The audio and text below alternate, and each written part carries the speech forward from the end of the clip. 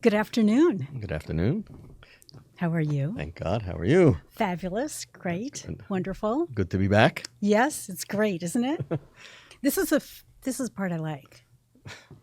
You ready? Okay. Chaim. L'chaim, to a fabulous show. And the title is? The title is How to be a Mench. A Mench. How to be a Mench. L'chaim. L'chaim. That is so yummy. That is good. Okay. Okay. First, do you want to talk about if anybody wants comments or suggestions or anything? Absolutely. So we have our email set up, questions at betweenthel'chaim.com. Love to hear your comments, suggestions on topics. If you have any questions, follow up, please send us an email and we'll get back to you. Great. So that's that. Okay. Now, today we're going to talk about the 7 Noahide Laws. Yes. And the Noahide is spelled Noahida. IDE. IDE, sorry. Noahide. Like Noah. Yes. So here's my first question. Where did these laws come from? Good question. Okay, but let's talk about first the title, How to be a Mench. So Mench is is Yiddish, and the word typically means how to be, it's used like how to be an upstanding person. But literally it means how to be like mankind. A mensch is how to be human. So it's a little bit of a take of how are we supposed to behave? You ask the question, where did the 7 Noahide laws come from? So let's take a step back. And what are the 7 Noahide laws? Okay. So the 7 Noahide laws are a list of 7 laws that God gave for humanity. Originally, there were 6 laws that were given to Adam and Eve. And then eventually, after the flood, the 7th was added. And the reason why the 7th was added after the flood was that until the flood, humanity was not allowed to have meat. There was a prohibition against eating meat. After the flood, that prohibition was lifted by God, and therefore the 7th law of cruelty to animals, not to eat a limb off of a living animal, was added. It didn't have a place before. Okay. And that's why, even though there were 6 were given to Adam, but since the 7th was added by Noah, so therefore they were known as the Noah Laws, the Noahide Laws, the 7 laws of humanity. And these are based on 7 particular verses that we find in Genesis that detail behavior. For example, it says, therefore man should leave his, we discussed this on the show about marriage, therefore man should leave his parents and he should cleave on to his wife. So that's the law of marriage. There should be marriages. When Cain and Abel had their scuffle and there was a murder, and the verses talk about that, and then why was he punished? Because he killed somebody. Right. How do you know that? Why should he be punished? How do you know that's even not permitted? So obviously it's not permitted. That's why God punished him. So there's 7 laws that God gave for humanity, and these are the 7 laws. It has nothing to do with religion. Okay. It's not a religion. The Noahide laws aren't a religion. These are the 7 commandments that God gave to all of mankind.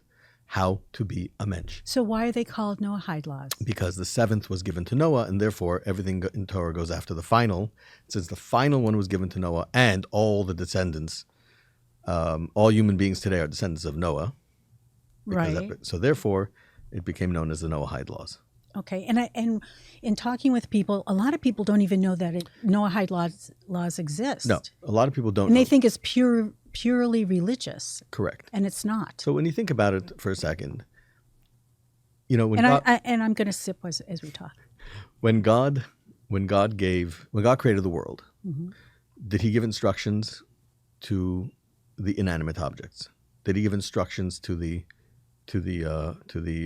plant life, to animal life? He built that within them a certain DNA, a certain purpose, and they go about their purpose. Since the day of creation, they just do what they do. Right. Right. Human beings, on the other hand, we have no concept of what we're supposed to do. Humans spend a good portion of our life trying to figure out, what's my purpose? What am I doing here?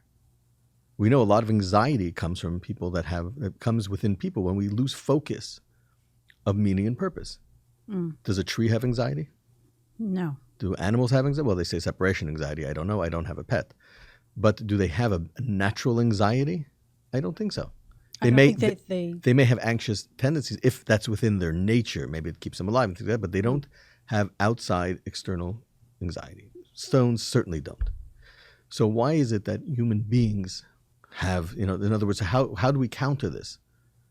Well, human beings have freedom of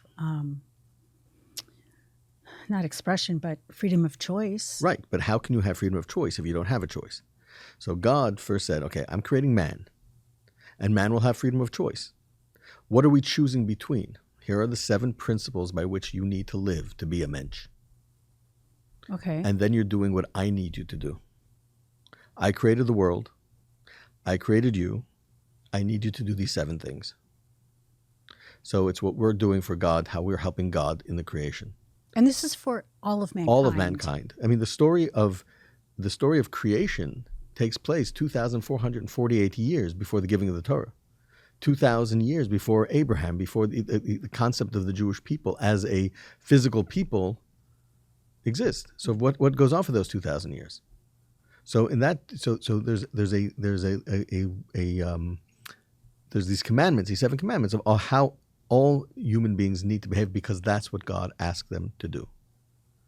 And so when we look at the story of creation, right? It says God completed on the 6th day. God completed to do, and the rabbis ask, to do what?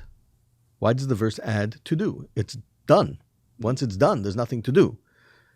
So the explanation is that once God finished creating his portion, then there's what we need to do. And what is that? To build a dwelling place for God in this world. How do we build a dwelling place for God in this world? By taking everything that God created and revealing the godliness that is inherent in it, but that we don't see. The word world in Hebrew is olam. It's the same root as ne'elam, hidden. What we see and experience in the world is not actually what the world is. And it's not just on a spiritual level, because even if you want to talk about on an atomic level, there's a lot more that's going on. So if we were to discuss, what do we see around us? There's lights, there's curtains, there's a table, there's all kinds of things. But if we were to ask a biologist, or if we were to ask a philosopher, or we were to ask, a chemist, everybody in their field will tell you that what we're looking at is something else. So within the world, what we see is never really what it is. Just what we experience on the final, we're sitting on chairs at a table, so that's what we're experiencing. But clearly, this is not a chair or a table. This is a compound of many other things. So the job that God gave mankind is to make this world a godly place. Okay, so this is not a Jewish thing. No. This is for everybody. The laws are for everybody. So why are these laws considered universal in Judaism? The universal laws that Judaism, that's incumbent on every Jew to teach to the world. When God came down on Sinai and gave the Torah to the Jewish people, part of that was, the 7 laws that I've given to the rest of the world, the 7 laws that nobody knows about. You need to make sure that people know that these are what I'm asking from them, and these are things that they need to be doing. And those that perform it are called the righteous of the world. So God said, the world, these are your 7 things. Now, why haven't we heard about it? Well, if you think about where Jews have been for the last 2,000 years, we've been persecuted and prosecuted, and the mention, of any other religion would have been a death sentence.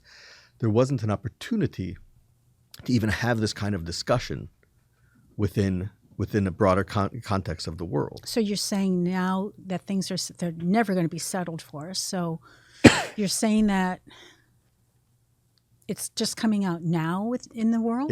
Today we have the Lubavitcher Rebbe started to speak about this in the 1980s, that today we're in a position where a Jew can have a conversation with somebody who is not Jewish and can talk about things like God and purpose and things like that, and it's not a crime. Okay. And not only that, the world is waiting for the Jewish people. The world, you ask a Jewish people, do you believe that you're the chosen people? And I don't know, could be what's chosen, I don't know, I'm uncomfortable, Eckenbeck. But if you go on the street and ask anybody on the street, do you believe that the Jews are the chosen people? And yeah, we do. That's what they're taught, that's what they believe. Chosen for what? That's a good question. But as the chosen people, one of our responsibilities is to teach the world about how to get close to God. And how do you do that? Through the 7 Noahide Laws. And today, where we are today, we have the opportunity to be able to literally have these conversations Mm-hmm. and to have an influence on the world, and the world is waiting for us to do it. They're looking to us to do it. They say, Rabbi, I know the Jewish people are the chosen people. That's very nice. I appreciate it. But what are we supposed to give back when they say that? Just say thank you? No, you're the chosen people. So therefore, teach us something. Tell us something. And we're chosen because we accepted it. We accepted. God said, let's find somebody who will take these laws or the Torah, and we accepted it. Other people didn't accept it. We accepted it. Well, that's the history behind that. But are the Noahide laws legally binding, or are they more of an ethical and moral guideline? Well, would you say? You have the first one is belief in one God. Don't curse, no blasphemy. Don't kill, don't steal, the laws of marriage. Mm-hmm. And there is respect of creatures. Having courts. Right. And not to have a limb off of a living animal. So, right. And that's an interesting question, because without these Noahide laws, let's say, okay, the first two, there's a God and belief in one God and not to blaspheme God's name. The other five are kind of logical. If you look at most, they're logical, but if we didn't have them, well, we probably figured out. Don't kill. If we all killed each other, we wouldn't have a society. That's kind of what keeps the nuclear war from taking place, because everybody's like, you kill me, I'll kill you. And so, there's a certain logic, like, don't kill each other, because that's not going to work. Right. Don't steal. To a certain degree, how do you define stealing? But people will say it's not good to steal. What's mine is mine. What's yours is yours. Let's make sure that we keep it that way. Mm-hmm. Of course, when it comes to intellectual property, that's a whole different, or espionage, that's a whole different conversation, because that's about self-preservation. So then the people will allow themselves more room to be, it's not really stealing. Gray line, gray area type things.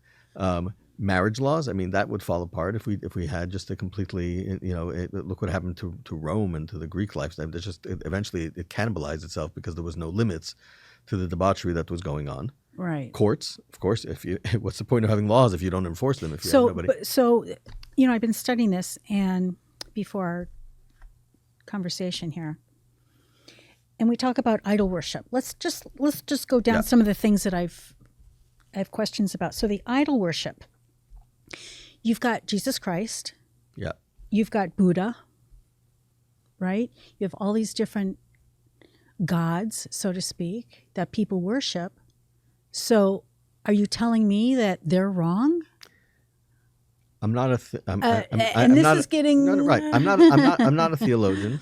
I'm not really a theologian, and the purpose is not you're wrong, we're right. That's not the purpose of the conversation. But within each one, there can be issues, and it could be problematic. And one who wants to look at the Noahide laws and investigate for themselves, they're free to investigate and figure out whether or not these were to fall within the issue of idol worship or not. Now, the truth is, from what I understand, I'm not an expert, and I've never dived into it.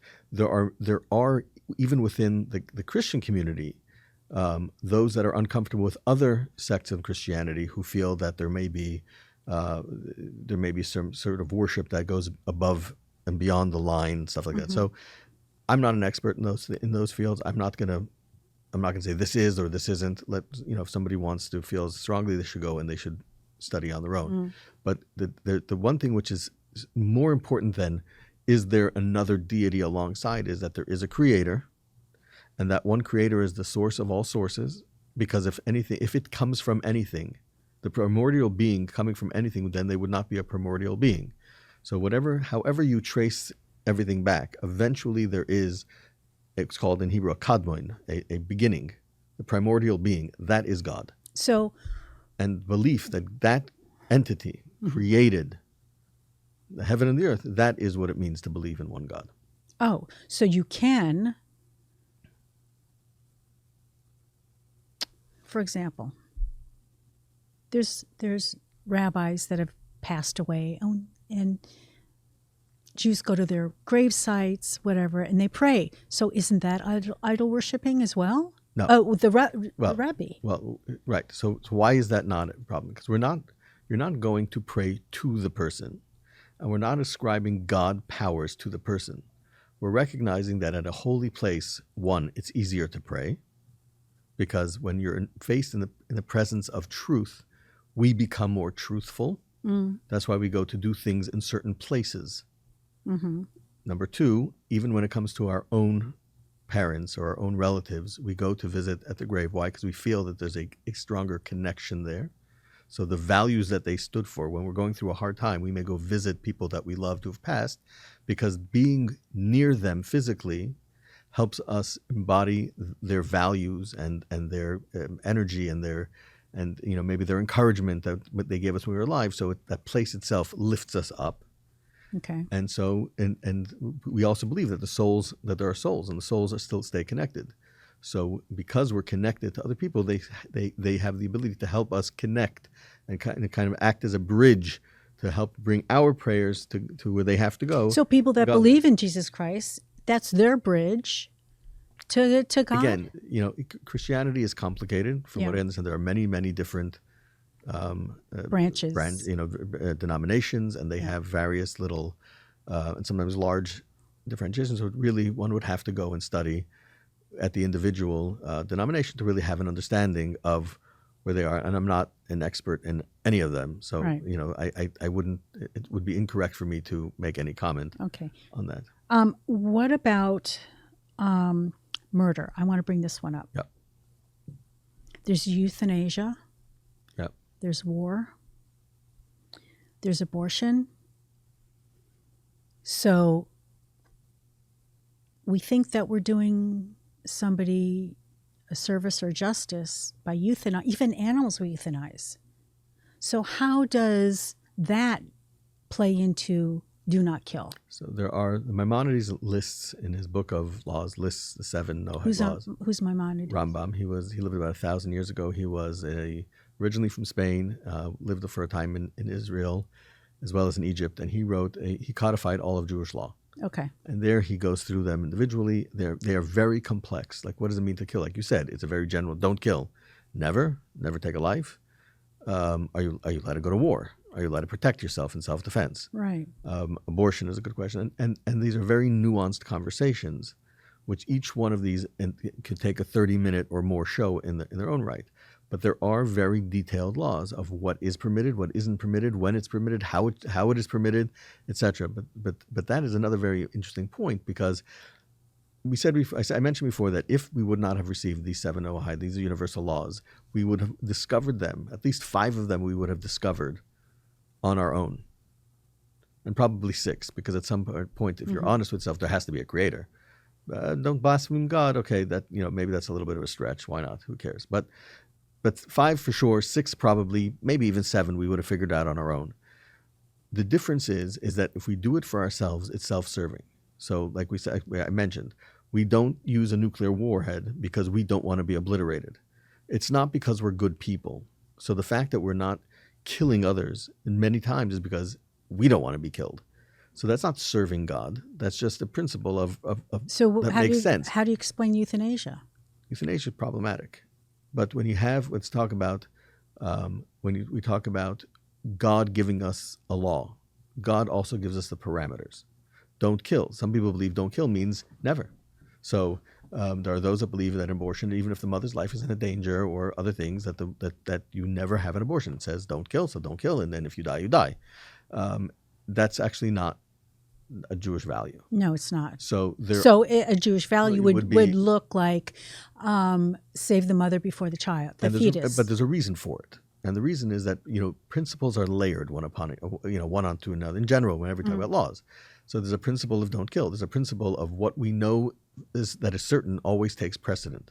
The mother is living, she's alive. The child may be born and may be healthy, may also be born and not be healthy, may be born and may not survive. So and certainly in its present condition, it's not its own separate living entity, because it lives completely by its mother. Right. And so when you layer don't kill and all these things together, what you end up happening is what takes precedent. Mm-hmm. And ultimately, the life of the mother takes precedent because she's a known entity. Mm-hmm. She exists. That's certain. And what is certain versus what's uncertain. So that's one of the principles of when abortion would not only be permitted, but sometimes also required. Yeah. In Jewish law. In Jewish law, and it gets interesting. Euthanasia, I'm not an expert in the laws of euthanizing animals. Certainly, we're permitted to kill animals to eat. We're not permitted to hunt for sport. So just killing an animal for no reason is not permitted. Oh, that's why you don't see a lot of Jewish hunters. And that's true. But I never thought of that before. But there is a But use. if you eat the meat when you it's permitted. What about the hides? Today we have synthetic materials, so we don't, and we have better shelters, so we don't need as much. But you go back, or in certain places in the world where it's absolutely freezing, animal furs without animal furs it would be impossible to exist. So the killing of an animal to be able to utilize the fur would also be a use, and why this makes sense. What gives us the right to use these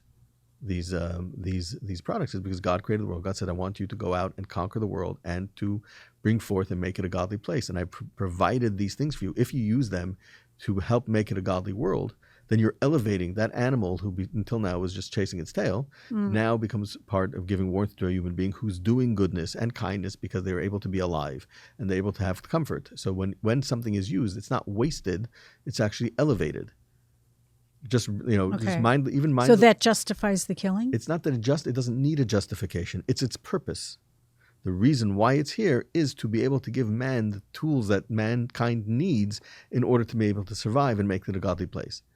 On the other hand, even ripping a leaf off of a tree for no reason is also not permitted.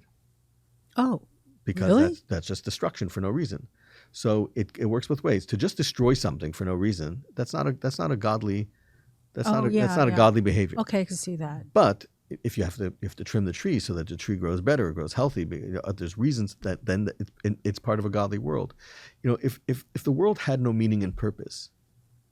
So first of all, what difference would it make? So if everybody dies. Like, who cares? If the global warming comes and we all sink and we all drown, who cares? There's no rhyme. There's no reason. It was nice while we were here. We're not here. We're not here. Like, why? Maybe evolution has to come and man we served. Dinosaurs came and dinosaurs went. If you believe in dinosaurs, and if you believe in mankind, man came, man went. And then, I don't know, maybe space aliens will come, and I don't know what's next. But if there is meaning and purpose to the world, then everything in the world that God created has meaning and purpose. There's nothing that's extra. And all of it is there for the one reason, which is, why did God create the world? What does God want from the world? And if we can actualize that, everything becomes a part of it. So when we eat, for example, we eat food. Where does the food grow? Well, if you have a piece of chicken, the chicken ate feed. The feed grew in the ground, and the ground is inanimate. So you have elements of the inanimate world, the dirt. You have plants that grow, and you have an animal that feeds on that, and then the human feeds on the animal, and then the human being does a good thing. They've elevated all of those pieces. A rock can't be kind. A plant can't be kind. An animal can't be kind. Really? But how can an animal be kind? It doesn't have the ability to discern. Okay. A cat may bring comfort to somebody, but the cat has no idea. The cat's not consciously. No cat ever got up and said, "You know what? I would love to be adopted by a family where I can bring kindness and goodness and empathy." Cats are cats. Yeah. And if you happen to be a cat person or a dog person or a goldfish person, for all them, it doesn't really matter, and they bring you comfort. Yes. Kindness has come through that animal, but the animal hasn't done any kindness to the person. They're not capable of that. They don't have those abilities. Okay. But when we combine ourselves with the animal kingdom, the plant kingdom, the inanimate kingdom, we elevate through ourselves. Is that why you guys say? Is that why you say a prayer before you eat and drink? Absolutely. A prayer when we make a blessing, so different than the English word of blessing, which I'm not quite sure exactly how. This kind of translates, it's a good thing, it's a blessing, it's a good thing. Well, the word baruch in Hebrew, blessing, what it actually means is to draw down, to connect. So when we make a blessing, we're connecting the divine energy with the item. We're bringing them together. We're elevating the mundane, and we're exposing the holiness that's inherent within it. So everything in this world has a godly energy and a godly spark. And when we utilize the world to make the world and to expose the godliness, that's why we're here. That's why we're created. And so to the Jewish people, God said, I've chosen you. I'm giving you the 613 commandments. You are a kingdom of which is much more than the 7. much more than 7. Yeah. But even the 7 are not, I mean, the 7 have many details as well. Yeah. But the 630, thousands and thousands of pages of discussion of exactly how one should perform each one of the commandments. The purpose is so that we can be a light upon the nations. What does that mean? We're supposed to be a light upon the nations. It means we are supposed to teach the world how we are supposed to be a mensch. And a mensch means a human. When a person does something, when a person behaves right, we're like, oh, he's such a mensch, as if it's like, it's out of the blue. This is a unique individual who's a mensch. No, a mensch is a human. Every human should behave this way. There shouldn't be praise. The problem is that most people don't behave like a mensch. They behave like an animal. So when we see somebody behaving with humanity, we say, this is a mensch. We all a mensch. Everybody's a mensch. It literally means mankind. Yeah. Oh, Mench means mankind. Man, like it's German for man, Mensch. It's menschlich is the Yiddish of behaving with a sense of dignity and humanity. Okay. And so how are we supposed to behave with the 7 Noahide laws? And who is supposed to teach the world about the 7 Noahide laws? The Jewish people. So I have difficulty with what you just said about how the Jews are supposed to teach. With all the anti-Semitism going on, it doesn't sit well with me that we're supposed to teach. I mean, I get what you're saying, but that's just like another piece of wood on the fire. When we say teach, to teach, you have to have a student and a teacher. If a teacher gets up on a soapbox in the center of town and starts screaming or teaching to nobody in particular, he's not teaching anybody. So in order to teach, you have to have willing students and willing teachers. And you have to set an example. So when we talk about it's our job to teach, yes, in a place where we are able to teach, we have an obligation to teach. We don't have the obligation to run around the streets screaming at people, go serve the 7 Noahide laws, or what you're doing is, that's not the meaning of teaching. The meaning of teaching is that when you have an audience which is looking to the Jewish people and saying, we support, after October 7th, we support you, we support Israel, they're looking to us, you're the chosen people, you're the chosen nation, we believe in Israel, we support Israel. What are they asking for in return? I don't know. What are they asking for? They're saying, somebody comes to you and says, you're chosen. You're the chosen people. Oh, thank you. And then walk away. No, they want guidance and comfort. We have a hard time with things like October 7th because it's personal. It's Israel. It's people we know, our brothers and sisters. But the world is having a hard time with October 7th. How can as much as we have a hard time saying, how can God allow for October 7th to happen? The world is asking, how can you allow, except obviously those that are protesting and, are just whatever, in whatever space they're in. But the world at large, the vast majority of the world is saying, what is this? There's got to be something more. And so when they come over and say, you're the chosen people, we're behind, you're walking down the aisle in the supermarket and somebody looks at you and goes, maybe they notice the chai or the keeper or something, and they're like, where we stand with Israel. What are they really saying? What kind of responses have you been getting, by the way? Only the most supportive. Really? We stand behind Israel. Okay. But what are they saying to me? Why do they want me to know that they stand behind? I've never seen them. I may never see them again. They don't know who I am. I don't know who they are. Why is it important? What are they asking? What are they telling me when they say, we support Israel? They're asking the question without asking the question. Which is? What are we supposed to be doing? What's our role? What's going on? What is this world? And the answer is God created the world in 6 days and he rested on the 7th day, and there was an Adam, and then he gave 6 laws, and then there was a Noah and he gave 7 laws. Why? Because God wanted for us to create a godly place in this world. And who's that for? That's for everybody. So tell me what I'm supposed to do. How am I supposed to help bring it? That's what's happening in that conversation. And so when we have a student, we have somebody who's asking, it's our opportunity to teach. Okay. And if we meet somebody who we think will be receptive, teach. So we better study. It all comes back to the one thing. We need to study. So ultimately, what the world is waiting for us and is asking us, what can we do? What are we supposed to do? Who are we supposed to be? So as a Jew, we need to step it up. As the Jewish community needs to step it up. The world is looking to us. L'chaim. Boy, l'chaim. Wow. Thank you. Wow. L'chaim. Mm-hmm.